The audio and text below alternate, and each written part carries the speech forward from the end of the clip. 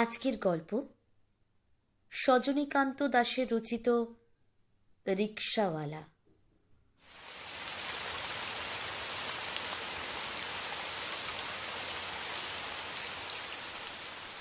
সন্ধ্যা অতিক্রান্ত হইয়াছে। সকাল হইতেই থাকিয়া থাকিয়া ঝুপঝুপ করিয়া বৃষ্টি নামিয়া জনসংকুল শহরের দৈনন্দিন কাজে ব্যাঘাত জন্মাইতেছিল। পথিকেরা আকাশের খামখেয়ালিপনায় বিরক্ত হইতেছিল। পথ চলিতে চলিতে বৃষ্টি নামে। কোনো বাড়ির গাড়ি বারান্দায় আশ্রয় লইয়া তাহারা কোনো রকমে একটু মাথা বাঁচাইয়া লয়। বৃষ্টি ধরিয়া আসে। ভরসা করিয়া গাড়ি বারান্দার আশ্রয় ছাড়িয়া তাহারা যেমনই একটু অগ্রসর হয়, অমনি আবার এক পশলা বৃষ্টি শুরু হয়। সমস্ত দিন মেঘ করিয়াছিল। একটানা না হইলেও বৃষ্টির বিরাম ছিল না। তবুও কেমন একটা গুমোট গরমের ভ্যাপসানিতে কলিকাতার সিক্ত সন্ধ্যা থমথম করিতেছিল। এমন দিনে সাধারণত কেহ ঘরের বাহির হয় না। নেহাত প্রয়োজনে ছোট ভাই বিনোদকে সঙ্গে লইয়া স্ট্যান্ড রোড ধরিয়া কুমোরটুলি অভিমুখে চলিতেছিলাম। তখন বৃষ্টি একটু ধরিয়া আসিয়াছে। শিকড় ভারাক্রান্ত বায়ুস্তর ভেদ করিয়া গঙ্গার ওপারের কারখানাগুলির আলো মাতালের চোখের মতো ঘোলাটে দেখাইতেছিল। ল্যাম্পপোস্ট ও টেলিগ্রাফ পোস্টগুলির গায়ে কিংবা টেলিগ্রাফের তারে তারে সঞ্চিত জলের উপর গ্যাসের আলো পড়িয়া চকচক করিতেছে। পথে লোকজন বা যানবাহনাদির বিশেষ বালাই ছিল না। কিঞ্চিৎ কদাচিৎ এক আধখানা ট্যাক্সি কিংবা ছ্যাকড়া গাড়ি ঊর্ধ্বশ্বাসে কাদা ছিটাইয়া ছুটিতেছিল। দূরে একখানা রিক্সা ঠুন ঠুন ঘণ্টা বাজাইয়া মন্থর গতিতে চলিয়াছে। পিছনের আলোটি চোখের সম্মুখে একটি লাল রেখা টানিয়া দিতেছে। বৃষ্টির ভয়ে দ্রুত চলিতে লাগিলাম। নিমতলা পার হইতেই বেশ সমারোহ সহকারে বৃষ্টি আরম্ভ হইল। একটি গাছতলা আশ্রয় করিয়া কোনো রকমে মাথা রক্ষা করিতেছি। দেখি সেই রিক্সাওয়ালা বিশেষ শ্রান্তভাবে সেখানে উপস্থিত হইয়া হাঁপাইতে লাগিল। রিক্সাখানা খালি। রিক্সাওয়ালা সম্ভবত বহুদূরে সাওয়ারি লইয়া তাহাকে গন্তব্যস্থলে পৌঁছাইয়া ফিরিতেছে। বৃষ্টি থামিবার গতিক দেখিলাম না। তবু ভালো, একখানা রিক্সা পাওয়া গেল। এই সামান্য পথটুকু কয় পয়সাই বা দিতে হইবে। পরিশ্রান্ত রিক্সাওয়ালা ততক্ষণে মুখ মাথা মুছিয়া সুস্থ হইয়াছে। কষাকষি করিয়া 2 আনা ভাড়া স্থির হইল। বিনুকে উঠাইয়া দিয়া নিজে উঠিতে যাইতেছি। রিক্সাওয়ালা বলিল, হুজুর, দুজনকে পারব না। বলিলাম, সে কি রে, এই রোগা রোগা দুজন লোক, আর কতটুকুই বা রাস্তা? আজ্ঞে না হুজুর, পারব না। একটু আশ্চর্য হইলেও চটিয়া গেলাম। বলিলাম, দুনিয়া শুদ্ধ রিক্সাওয়ালা 2-3 লোক নেয়, তুই বেটা নিবি না কেন? অমন ষাঁড়ের মতো শরীর তোর। সকেগা নেহি বাবু বলিয়া সে সেই বৃষ্টির মধ্যেই বৃক্ষতল ছাড়িয়া গাড়ি লইয়া বাহির হইয়া পড়িল। অমন শক্ত সমর্থ লোকের ব্যাকুলতাপূর্ণ সকেগা নেহি শুনিয়া মনটা নরম হইল। তাহার দৃষ্টিতে এমন একটা অদ্ভুত শঙ্কা ও কাতরতা মাখানো ছিল যে আমার মন অস্বস্তিতে ভরিয়া গেল। বৃষ্টি আর গাছের পাতার আচ্ছাদন মানিল না। দাঁড়াইয়া দাঁড়াইয়া ভিজিতে লাগিলাম। রিক্সাওয়ালা তখন কিছু দূর চলিয়া গিয়াছে। হাঁকিয়া বলিলাম, 10 পয়সা দিব। সে একবার মুখ ফিরাইয়া দেখিল এবং পরমুহূর্তেই গাড়ি লইয়া দৌড়াইতে শুরু করিল। বহু দূর হইতে রিক্সাখানার ঠুনঠুন আওয়াজ কানে আসিতে লাগিল। পিছনের লাল আলোটি তখনও বর্ষাস্নাত অন্ধকার পথে একটি গতিশীল সিঁদুর টিপের মতো দেখাইতেছিল। সিক্ত দেহে পথে নামিয়া পড়িলাম।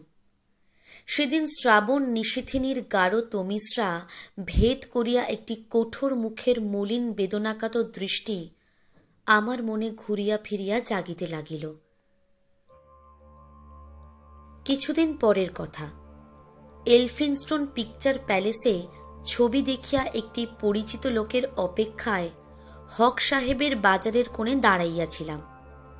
হঠাৎ এক রিকশাওয়ালার সহিত দুই বিপুলকায় মারোয়ারের বিশুদ্ধ হিন্দিতে বচসা হইতেছে শুনিতে পাইলাম। মারোয়ারি যুগলের গলা উত্তরতর বৃদ্ধি পাইতেছে দেখিয়া ব্যাপার কি জানিবার জন্য একটু উৎসুক হইল। কাছে গিয়াই দেখি স্ট্যান্ড রোডের সেই রিকশাওয়ালা। বচসার কারণ, সে দুইজনকে লইতে পারিবে না। ওই দুইটি বিপুলকায় বস্তাকে একসঙ্গে গাড়িতে উঠিতে দিতে যে কোনো রিকশাওয়ালার আপত্তি হইতে পারিত এবং তাহাতে আশ্চর্য হইবার বিশেষ কিছু ছিল না। কিন্তু পূর্বের কথা স্মরণ করিয়া আমি বিস্মিত হইলাম। সেই লোক, তাতে সন্দেহ নাই। মারোয়ারি দুইজন অন্য যানের উদ্দেশ্যে প্রস্থান করিল। রিকশাওয়ালাকে পরীক্ষা করিবার কৌতূহল হইল। তাহার সহিত ভাড়া স্থির করিয়া তাহাকে একটু অপেক্ষা করিতে বলিয়া বলিলাম, আমার আর একজন সঙ্গী আছে। করুণভাবে আমার দিকে দৃষ্টিপাত করিয়া সে আমাকে অন্য গাড়ি দেখিতে অনুরোধ করিল। দুইজনকে সে লইতে পারিবে না। আমি এতদূর বিস্মিত ও কৌতূহলাক্রান্ত হইলাম যে বন্ধুর অপেক্ষা না করিয়াই রিকশাতে চড়িয়া বসিলাম। সেদিনও আকাশ ব্যাপিয়া মেঘ করিয়া আসিতেছিল। ঘন ঘন মেঘ গর্জন ও বিদ্যুৎ চমকে কলিকাতার চঞ্চল আকাশ স্তব্ধ হইয়া আসিয়াছিল। আসন্ন দুর্যোগের আশঙ্কায় রাস্তার লোক চলাচল অনেকটা কম। রিকশাওয়ালাকে তাড়া দিলাম, অবিলম্বে বৃষ্টি নামিবে, শীঘ্রই বাড়ি পৌঁছানো চাই। জোরে টানিতে গিয়া রিকশাওয়ালা গলদঘর্ম হইয়া উঠিল। অবাক হইলাম। আমার মতো ক্ষীণকায় পুরুষকে টানিতে এতটা পরিশ্রম হইবার কথা নয়। আগের দিনের মতো একটা অজানা অস্বস্তিকর অনুভূতি মনে জাগিতে লাগিল। অমন বিপুলকায় একটা লোক আমার মতো একটা সামান্য বোঝাকে টানিতে পারিতেছে না। ইহার কোনো সঙ্গত কারণ খুঁজিয়া পাইলাম না। একটা অস্পষ্ট অলৌকিক ভয় মনকে পীড়া দিতে লাগল। বেচারার দুরবস্থা দেখিয়া মায়া হইল। শুধু বোঝা টানার পরিশ্রম ছাড়াও অন্য কোনো যন্ত্রণা তাহার হইতেছিল, তাহারও আভাস পাইতেছিলাম। নানা কল্পনা করিয়া কোনো কিনারা করিতে পারিলাম না। তাহাকে যথেচ্ছ রিকশা টানিতে বলিয়া একটা সিগারেট ধরাইলাম। কৌতূহল নিবৃত্তি করিবার যথেষ্ট উৎসুক হওয়া সত্ত্বেও চুপ করিয়া কিভাবে কথাটা পারিব ভাবিতে লাগিলাম। হঠাৎ চড়বড় করিয়া বৃষ্টি নামিল। রিকশাওয়ালা চকিত হইয়া উঠিল।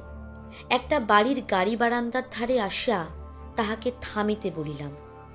দুজনে গাড়ি বারান্দার নিচে আসিয়া মাথা মুছিয়া বৃষ্টি থামিবার অপেক্ষা করিতে লাগিলাম।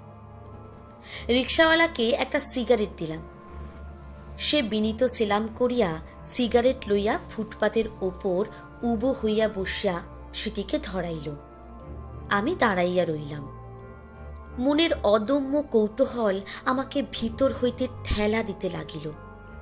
কিন্তু পাছে বেফাস কিছু জিজ্ঞাসা করিয়া ফেলি, এই ভয় হইতে লাগিল। তাহার নাম কি, কোথায় থাকে, তাহার কে আছে, এগুলি বেশ সহজভাবেই জিজ্ঞাসা করিতে পারিলাম। তাহার নাম মকবুল। হাতিবাগানের বস্তিতে থাকে। এক বৃদ্ধা ফুপু ছাড়া তাহার কেহ নাই। শিশু অবস্থা হইতেই সে পিতৃমাতৃহীন। ফুপুর হাতেই মানুষ হইয়াছে। বিবাহ হইয়াছে কিনা জিজ্ঞাসা করাতে সে গভীর দীর্ঘ নিঃশ্বাস ফেলিয়া বলিল, বাবু।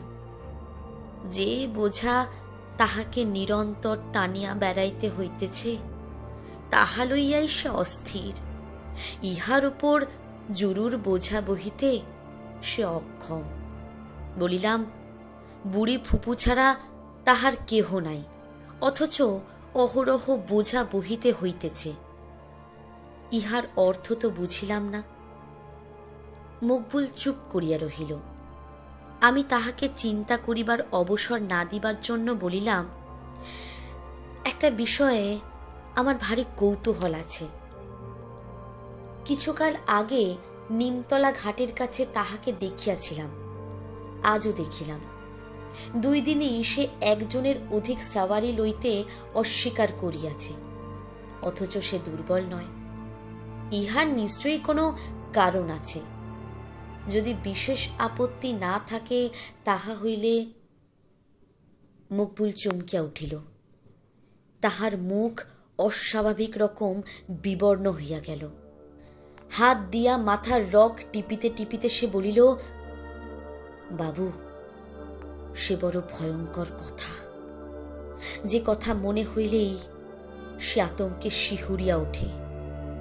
তাহার বুকের তাজা রক্ত হিম হইয়া যায়। মুখে সে কথা সে প্রকাশ করিবে কেমন করিয়া? বলিতে বলিতে সে সভয়ে রিকশাখানির দিকে চাহিল। কি যেন একটা ভয়াবহ কিছু দেখিয়া সে শিহরিয়া উঠিল। পরক্ষণেই সে উন্মত্তের মতো ছুটিয়া গিয়া তেরপোলের পর্দা দিয়া রিকশাখানা মুড়িয়া ফেলিয়া কাঁপিতে কাঁপিতে আসিয়া হতাশভাবে বসিয়া পড়িল। তখনও ঝমঝম করিয়া বৃষ্টি পড়িতেছে। মুহুর্মুহু বিদ্যুৎ ঝলকে কি যেন একটা অনন্ত রহস্যের ক্ষণিক আভাস মাত্র পাইতেছিলাম। জল ভারাক্রান্ত বাতাস কলিকাতার পাষাণ প্রাচীরে প্রতিহত হইয়া একটা একটানা উচ্ছ্বাসের সৃষ্টি করিতেছিল। রাস্তায় জনমানবের চিহ্ন ছিল না। তাহাকে আর একটা সিগারেট দিয়া আমি তাহার কাছ ঘেঁষিয়া দাঁড়াইলাম। কি যেন একটা অজানা ভয়ে আমার মনও পীড়িত হইতে লাগিল। ব্যাপারটা আগাগোড়া এমন অস্বাভাবিক, মাঝে মাঝে সমস্তটা স্বপ্ন বলিয়া উড়াইয়া দিতেছিলাম। কিন্তু সম্মুখে উপবিষ্ট রিকশাওয়ালার অস্বাভাবিক দীপ্তি সম্পন্ন চোখ দুটি আমার মনে এক অলৌকিক ভয় জাগাইতেছিল। আমি স্তব্ধ হইয়া দাঁড়াইয়াছিলাম। কিন্তু এভাবে বসিয়া থাকা চলে না, বাড়ি যাইতে হইবে। এই ব্যাপারটা সম্বন্ধে বিস্তারিত না জানিয়াও যাওয়া যায় না। বলিলাম, মকবুল, এসব কথা ভাবিতে যদি তোমার কষ্ট হয়, কিছু বলিবার প্রয়োজন নাই।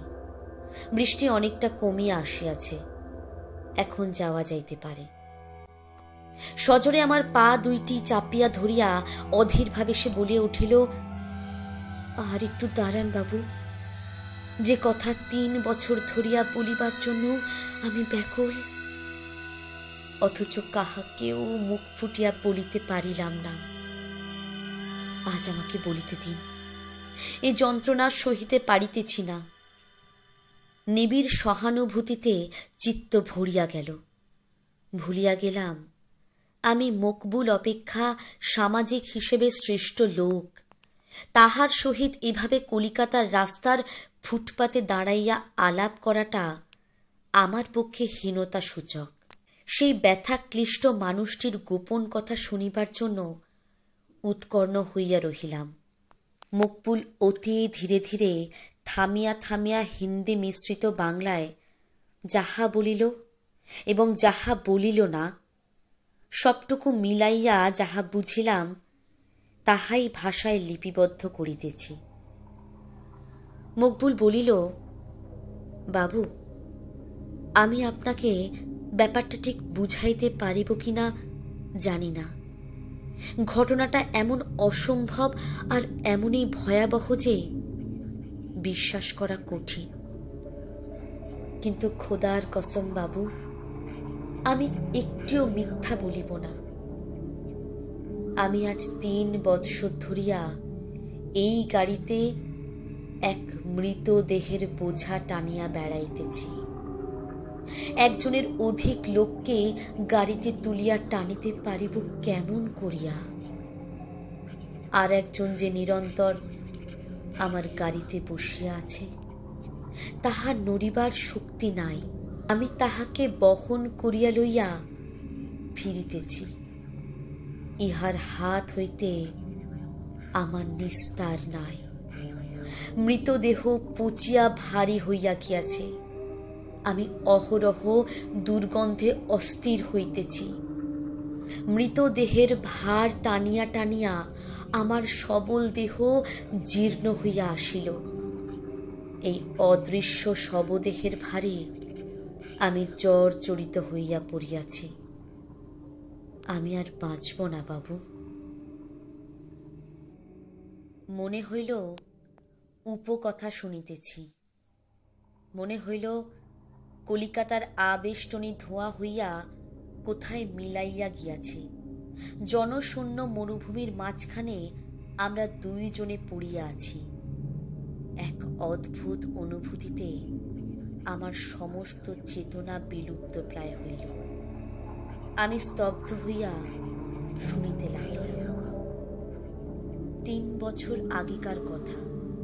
সেদিন প্রবল বর্ষণে কলিকাতা শহর জলধারার আবরণে বিলুপ্ত হইয়াছিল। রাত্রি 9টা-10টার সময় আমি এই গাড়িখানা লইয়া হাওড়া স্টেশনে সওয়ারির প্রতীক্ষা করিতেছিলাম। সেখানে 2-4খানা মাত্র গাড়ি ছিল। লোকের ভিড় ছিল না বললেই হয়। অমন দিনে সাধারণত কুকুর বিড়ালেরাও বাড়ির বাহির হয় না। কিন্তু অভাব যাহাদিকে পীড়া দেয়, তাহারা কুকুর বিড়ালেরও অধম। আমি বিবাহ করিবার লোভে অর্থ সঞ্চয় করিতেছিলাম। বহিঃপ্রকৃতির সহস্র বাধাও আমার সঙ্গিনী পিপাসীর মনকে দমাইতে পারে নাই। বিবাহ করিবার কি অদম্য স্পৃহা আমার ছিল বাবু, তাহা আপনাকে বুঝাইতে পারিব না। নহিলে অমন দিনে মানুষে ঘরের বাহির হয় না। আজ বিবাহ করিবার বিন্দুমাত্র পবিত্রী আমার নাই। প্রতি মুহূর্তেই আমার শরীরের রক্ত জল হইয়া আসিতেছে। আমি আর বেশি দিন বাঁচিলে পাগল হইয়া যাইব। শুধু ফুফুর মৃত্যুর প্রতীক্ষা করিতেছি। সে আমার এই অবস্থার কথা জানিতে পারিলে কষ্ট পাইবে। মকবুল আবার চুপ করিল। যাহা শুনিতেছিলাম তাহা পরিষ্কার ধারণা করিবার মতো শক্তি আমার ছিল না। জলের ঝাপটা আমার সর্বাঙ্গ ভিজিয়া গেল। অন্ধকার আকাশে তীব্র বিদ্যুৎস্ফুরণ হইতে লাগিল। কলিকাতার ঘর বাড়ি লেপিয়া মুছিয়া গিয়াছে। আকাশের নিচে গ্যাসের স্তিমিত আলোকে আমরা দুইটি প্রাণী এক অজানিত রহস্য লোকে দ্বার উন্মোচন করিবার ব্যর্থ প্রয়াস করিতেছি। সাওয়ারি জুটিল 2 জন। প্রচুর ভাড়া চাচ্ছিলাম। তাহারা তাহাতেই স্বীকৃত হইল। 2 জনকেই কেহই প্রকৃতস্থ ছিল না। একজন নেশায় একেবারে চুর হইয়াছিল, অন্যজনের তখনও হুঁশ ছিল। এই ঝমঝম বৃষ্টির মধ্যেই বাগবাজার পর্যন্ত যাইতে হইবে। সাওয়ারি 2 জন ভিতরে বসিল। আমি ভালো করিয়া পর্দা মুড়িয়া দিলাম। গঙ্গার ধারে ধারে সোজা উত্তর দিকে চলিতে লাগিলাম। দোকানপাট সব বন্ধ হইয়া গিয়াছে। একটা পানের দোকানে এক উড়িয়া বামুন সুর করিয়া কি পড়িতেছিল। রাস্তার এখানে ওখানে 2-1 জন লোক চলিতেছিল। গাড়ি ঘোড়া একেবারেই ছিল না। আমি নির্বিঘ্নে পথের মাঝখান দিয়া রিক্সা টানিয়া লইয়া চলিলাম। কুমারটুলির কাছাকাছি গিয়া জিজ্ঞাসা করিলাম, আর কতদূর যাইতে হইবে? উত্তর পাইলাম, সিধা চালাও। আমার সর্বাঙ্গ ভিজিয়া গিয়াছিল। পরিশ্রমে আর ক্লান্তিতে চোখ ঘুমে জুড়াইয়া আসিতেছিল। মনে হইতেছিল আর টানিতে পারিব না। এমন সময় পর্দা ঠেলিয়া এক বাবু আমার হাতে পয়সা দিয়া এক বাক্স সিগারেট আনিতে বলিলেন। একটা গাছতলায় গাড়ি রাখিয়া সিগারেট আনিতে গেলাম। কাছাকাছি দোকান ছিল না। এদিক ওদিক ঘুরিয়া একটি বিড়ির দোকানের সন্ধান পাইলাম। সিগারেট কিনিয়া ফিরিয়া আসিয়া হাঁকিয়া বাবুদের সিগারেটের বাক্সটা লইতে বলিলাম। কেহ উত্তর দিল না। ভাবিলাম মাতাল বাবুরা ঘুমাইয়া পড়িয়াছে। তেরপোলের পর্দা তুলিয়া সিগারেট দিতে গিয়া এক ভয়াবহ দৃশ্য দেখিয়া মূর্ছিত প্রায় হইলাম। বাবু, সেই মুহূর্ত হইতেই আমার জীবনের সমস্ত শান্তি অন্তর্হিত হইয়াছে। কাহার পাপের বোঝা মাথায় লইয়া আমি আজ 3 বৎসর কাল প্রায়শ্চিত্ত করিয়া ফিরিতেছি জানি না। আর কতকাল এ যন্ত্রণা সহিতে হইবে খোদা তালাই বলিতে পারেন।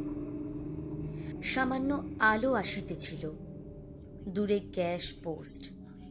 গাছের তলে বেশ একটু অন্ধকার। বৃষ্টির বিরাম ছিল না। পর্দা তুলিয়া সেই অস্পষ্ট আলোকে দেখিলাম গাড়িতে একজন মাত্র লোক, মুখ বাঁধা, বুক দিয়া দরদর করে রক্ত পড়িতেছে, সর্বাঙ্গ রক্তে ভিজিয়া গিয়াছে। প্রাণ আছে বলিয়া মনে হইল। কেমন করিয়া কি হইল প্রথমটা কিছু ঠাওর করতে পারিলাম না। বিমূঢ় হইয়া দাঁড়াইয়া ঘামিতে লাগিলাম। ধীরে ধীরে চেতনা ফিরিয়া আসিল। মনে বিষম ভয় হইতে লাগিল। চোখের সম্মুখে ফাঁসি কাষ্টের ভয়াবহ দৃশ্য ফুটে উঠিল। সমস্ত দোষটা আমার ঘাড়ে যে চাপিবে তাহাতে সন্দেহ নাই। আমার কথা কে বিশ্বাস করিবে? বুঝিলাম অন্য লোকটি মুখ বাঁধিয়া ছোড়ার আঘাতে এই লোকটিকে হত্যা করিয়া পালাইছে। তাহাকে ধরিবার কোনো উপায় নাই। তাহার চেহারাটাও মনে আসিল না। লোকটা নিশ্চয়ই মরিয়া গিয়াছে। গায়ে হাত দিয়ে দেখিলাম তখনও গরম। ভাবিলাম কোনো হাসপাতালে লইয়া যাই, চিৎকার করিয়া লোক জড়ো করি, কিন্তু সাহস হইল না। তাজা খুন দেখিয়া ভয়ে আমি তখন হিতাহিত জ্ঞান শূন্য। আত্মরক্ষা করার কথাটাই আমার প্রথমে মনে হইল। সব হয়ে চারিদিকে চাহিয়া মৃত বা মরণাপন্ন দেহটি সেই বৃক্ষতলে ফেলিয়া রাখিয়া গাড়ি লইয়া ঊর্ধ্বশ্বাসে পলায়ন করিলাম। কেমন করিয়া বাড়ি ফিরিয়া আসিলাম, কেমন করিয়া সেই রাত্রিতেই গাড়িখানা ধুইয়া মুছিয়া আস্তা বলে রাখিলাম, আমার কিছুই স্মরণ নাই। তারপরে 7-8 দিন ধরিয়া আমি দারুণ জ্বরে বেহুশ হইয়া পড়িয়াছিলাম। ফুপুর মুখে শুনিয়াছি সে কয়দিন আমি খুন, রক্ত, ফাঁসি ইত্যাদি নানা ভুল বকিয়াছিলাম। সম্পূর্ণ আরোগ্য হইবার পরও গাড়ি লইয়া বাহির হইতে সাহস হইতেছিল না। গাড়িখানির দিকে নজর দিতেও ভরসা পাইতেছিলাম না। কিন্তু পেট যে চালাইতে হইবে। আবার একদিন সকালে মনের সহিত অনেক যুদ্ধ করিয়া গাড়িখানি বাহির করিতে গেলাম। গাড়িতে হাত দেওয়া মাত্রই মনটা ছ্যাঁত করে উঠিল। রক্তের চিহ্ন মাত্র ছিল না, তবু যেন রক্ত দেখতে পাইলাম। মনের দুর্বলতা জোর করিয়া উড়াইয়া দিয়া গাড়ি লইয়া বাহির হইলাম। সাওয়ারি জুটিল। মাঝে মাঝে গা ছমছম করিতেছিল বটে, কিন্তু দিনের আলোয় লোকের ভিড়ে সে ভাব বেশিক্ষণ মনে থাকিতে পায় না। থাকিয়া থাকিয়া মনে হইতেছিল অন্যায় করিয়াছি, হয়তো লোকটা বাঁচিতে পারিত। বিপদের ভয় না করিয়া যদি তৎক্ষণাৎ কোনো হাসপাতালে তাহাকে লইয়া যাইতাম, হয়তো সে বাঁচিয়া উঠিত। লোকটা যদি মরিয়াই থাকে, নিজেকে তাহার মৃত্যুর কারণ বলিয়া মনে হইতে লাগিল। সে ভাবটাও কাটিয়া উঠিলাম। কে জানে, পরের দিকে নজর দিতে গিয়া হয়তো মহা ফ্যাসাদে পড়িয়া যাইতাম। বাঁচিবার নসিব থাকিলে সে এমনিই বাঁচিবে। এইভাবে নানা মানসিক দ্বন্দ্বে প্রথম দিনটা কাটিয়া গেল। সন্ধ্যার আগে বাড়ি ফিরিয়া আসিলাম। সমস্ত রাত্রি কেমন যেন একটা অস্বস্তিতে কাটিল। ঘুমাইতে পারিলাম না, ভয় হইল আবার বুঝি জ্বর হইবে। সেই রক্তাক্ত দেহ, মুখ বাঁধা লোকটিকে যেন চারিদিকে দেখিতে লাগিলাম। মাথা গরম হইয়াছে ভাবিয়া চোখে মুখে জল দিয়া ঘুমাইবার চেষ্টা করিলাম। ঘুমও আসিল না। কিন্তু ভোরবেলায় আবার একটা দুঃস্বপ্ন দেখিয়া ভীষণ ভয়ে ঘুম ভাঙিয়া গেল। সে যেন গুমরিয়া গুমরিয়া আমার কানে কানে বলিয়া গেল, তুই আমায় খুন করিয়াছিস। আমি আল্লাহর নাম স্মরণ করিয়া উঠিয়া বসিলাম। সেদিন গাড়ি লইয়া বাহির হইতে যাইব। মনে হইল কে যেন আমার পিছু লইয়াছে। পিছনের পথের উপর যেন রক্তের দাগ দেখিলাম। হায় আল্লাহ, এ কি হইল? কাহার পাপের বোঝা কাহার ঘাড়ে চাপাইলে তুমি? আমি যেখানেই যাই সেখানেই যেন কোনো অদৃশ্য কেউ আমার পিছু লইতে লাগিল। ভাবিলাম, আমি কি পাগল হইয়া গেলাম? বুঝিলাম আমাকে ভূতে পাইয়াছে। ওঝার কাছে গেলাম। সে অনেক ঝাড়ফুঁক করিল, কিন্তু কিছুতেই কিছু হইল না। সে আমার পিছু ছাড়িল না। মকবুল চুপ করিয়া গামছা দিয়া কপালের ঘাম মুছিল। আমার কাছে একটা সিগারেট লইয়া সেটা ধরাইয়া আবার বলিতে লাগিল। একদিন পরে সন্ধ্যার সময় হেদুয়ার মোড়ে দাঁড়াইয়াছিলাম। এমন সময় বৃষ্টি নামিল। বৃষ্টি হইতে বাঁচাইবার জন্য গাড়িখানা তেরপোল মুড়ে দিতে যাইতেছি। দেখি পিছনে পিছনে কে যেন আসিতেছে। ফিরিয়া তাকাইলাম, কেহ নাই। তাড়াতাড়ি গাড়িখানা ঢাকিয়া বাড়ি ফিরিবার ইচ্ছা হইল। গাড়ির হর হইতে পর্দাখানা ফেলিতে যাইব, দেখি গাড়ির ভেতর সে বসিয়া, মুখ বাঁধা, বুক দিয়া ঝরঝর করিয়া রক্ত গড়াইতেছে। ভয়ে শিহুরিয়া উঠিয়া পর্দা ফেলিয়া দিয়া মূর্ছিতের মতো সেখানে বসিয়া পড়িলাম। আমার এই অদ্ভুত যন্ত্রণার কথা আপনাকে কেমন করিয়া জানাইব বাবু? আপনি কি বুঝিতে পারিবেন? গাড়ির ভিতর রক্তাক্ত কলরবে সে নিশ্চয়ই বসিয়া আছে। সেই হইতে আজ পর্যন্ত ওই গাড়িতেই বসিয়া থাকে সে। আমার পিছনে আর তাহাকে দেখি না। সে নিশ্চিন্ত হইয়া গাড়ির ভেতরেই থাকে। আমি তাহাকে টানিয়া লইয়া বেড়াই।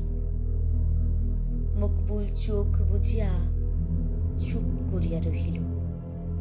অনেকক্ষণ ওইভাবে থাকিয়া আবার বলিতে লাগিল, বাবু, সেই দিন হইতে আজ পর্যন্ত ওই মরার বোঝা আমি টানিয়া ফিরিতেছি। একজনের অধিক সাওয়ারি, তাই আর টানিতে পারি না। মরা পুচিয়া দুর্গন্ধ বাহির হইতেছে। আমাকে তাহাই সঙ্গে করিয়া ফিরিতে হইতেছে। অথচ আল্লাহর দোহাই বাবু, ওই লোকটার মৃত্যুতে জ্ঞান তো আমার কোনো অপরাধ নাই। আমি ওই নিরক্ষর লোকটিকে কি সান্ত্বনা দিব? চুপ করিয়া রহিলাম। বাবু, বোঝা সবসময় বহিতে হয়, কিন্তু বর্ষা রাত্রি ছাড়া অন্য সময় ওই মৃতদেহ আমি দেখিতে পাই নাই। দেখিয়া দেখিয়া বোঝা টানিয়া টানিয়া অনেকটা সহিয়া গিয়াছে, কিন্তু আজিও মাঝে মাঝে ভয় পাইয়া উঠি। ভিতরে ভিতরে আমার শরীর জীর্ণ হইয়া আসিয়াছে। এই দুর্বিষহ যন্ত্রণা আমি আর বেশি দিন সহ্য করিতে পারিব না। এই গাড়িখানা ছাড়িয়া দিবার সামর্থ্য আমার নাই বাবু। এক অদৃশ্য শক্তি আমাকে ইহার সহিত জুড়িয়া দিয়াছে। আমি তাহার কাছে সম্পূর্ণ শক্তিহীন। আজ ৩ বৎসর ধরিয়া আমার এই ভিসা কর্তব্য আরম্ভ হইয়াছে। কবে শেষ হইবে খোদাতালাই জানেন। মকবুল উঠিয়া দাঁড়াইল, বলিল, বৃষ্টি ধরিয়া আসিয়াছে বাবু, আপনি গাড়িতে বসুন। আমি পরদিন তাহাকে আমার সহিত দেখা করিতে বলিব কি না ভাবিতে ভাবিতে গাড়ির নিকট গেলাম। মকবুল মুখ ফিরাইয়া কম্পিত হস্তে পর্দাখানি তুলিয়া ধরিল। আমি ভিতরে বসিতেই সে পর্দাখানি ফেলিয়া দিয়া গাড়ি টানিতে শুরু করিল। পর্দা ফেলা অন্ধকার রিকশাখানির ভিতর বসিতেই আমার গা ছমছম করিতে লাগিল। আমিও যেন আমার অত্যন্ত গা ঘেঁষিয়া এক অদৃশ্য রক্তাক্ত মৃতদেহ দেখিতে পাইলাম। একটা পচা দুর্গন্ধ নাকে আসিতে লাগিল। সভয়ে পর্দা তুলিয়া ফেলিয়া মকবুলকে রিকশা থামাইতে বলিয়া বলিলাম, আমার বাড়ি বেশি দূর নয়, আমি হাঁটিয়াই যাইতে পারিব। রিকশাখানির ভেতর চাহিবার আর সাহস হইল না। মকবুল বুঝিল। একটু শীর্ণ হাসি হাসিয়া গাড়িখানি তুলিয়া ধরিয়া মন্থর গতিতে চলিতে লাগিল। আমি সেখানে স্তব্ধ হইয়া দাঁড়াইয়া রহিলাম। রিকশাখানির দিকে চাহিবার সামর্থ্য পর্যন্ত আমার হইল না। বহুক্ষণ পর্যন্ত রিকশাখানির ঠুনঠুন আওয়াজ কানে আসিতে লাগিল। সে রাত্রে ভালো করিয়া ঘুমাইতে পারিলাম না।